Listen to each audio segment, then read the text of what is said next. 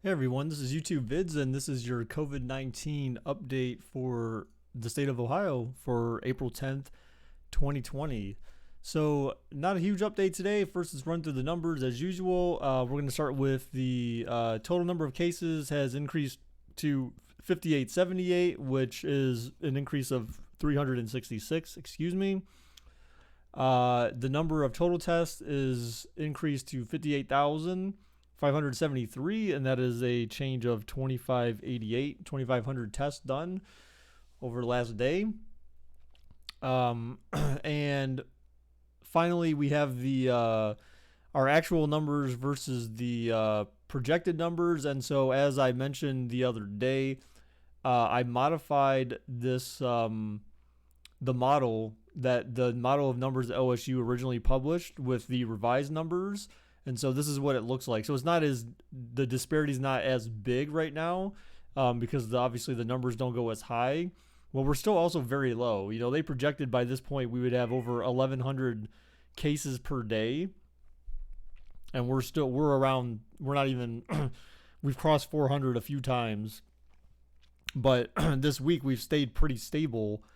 You know, you know, sort of a plateau, but not really. So before let's just go on to the next part of things. We'll come back to this. So there's only a few updates they gave in the meeting today or the press conference that I think were notable and worth sharing. Is that so? They said the state's now required to report to CDC people who are currently infected, but then they're also supposed to be reporting people who were infected but then are now better. So I'm not sure how exactly they're planning on doing that. We'll talk about that in a second too. So I also have the only other thing that Mike DeWine mentioned was that the state of Ohio now has distilleries that are producing hand sanitizer.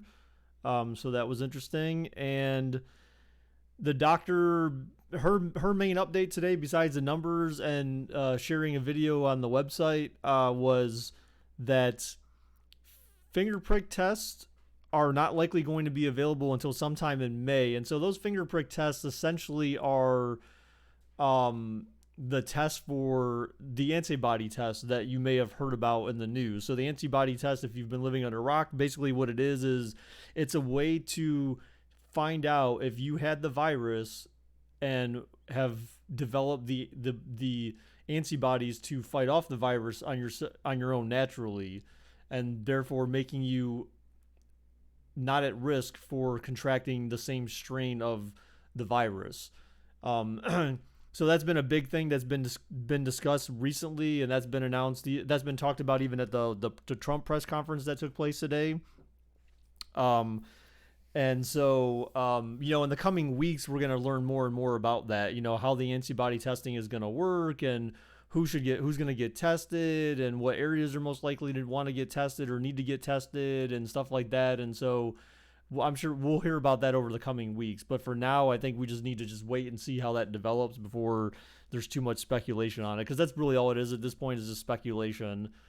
But the idea is that they want to use the finger prick test because it's the fastest way to get results, and so that is what. And now the FDA has approved, an emergency standpoint, multiple ways of getting that test done, and some of these tests are being developed, or some of the kits are being developed, and you are expected to go on clinical trials and stuff like that in the near future. So they think within the next month or so, we'll be at a point where the antibody test will start to become available or being able to be produced in mass. And they said that we could produce them in like the millions and millions.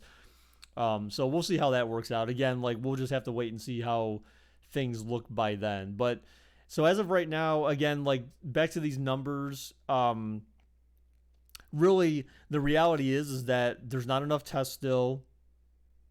There's not enough tests being administered. They're doing as many tests as they can with the resources we have. And then again, the people who have the illness but have been told not to go in and get tested for it because they most likely had it, but they weren't like dying basically. They basically, those people haven't been tested. So we don't have a full understanding of the numbers just yet. Until we get the people in that need to be tested, we're not going to really know. So this number can still increase. And we'll just have to wait and see.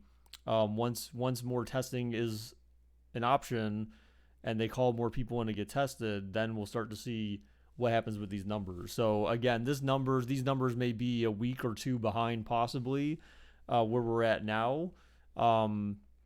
So yeah, so that's all. That's my update for today. I'm not gonna have an update for Saturday or Sunday. They're not doing a press conference on Saturday and Sunday. And with that being said, they usually don't publish any numbers over the weekend because apparently there's no one who can do that. I guess I'm not really sure why, but they don't normally publish numbers when they don't do the press conferences. So no press conferences, no numbers, no need to provide really this update because I have nothing more to provide.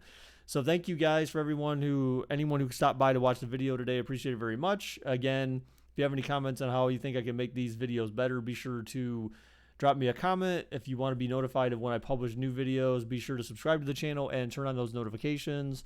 And until next time, everyone, bye-bye.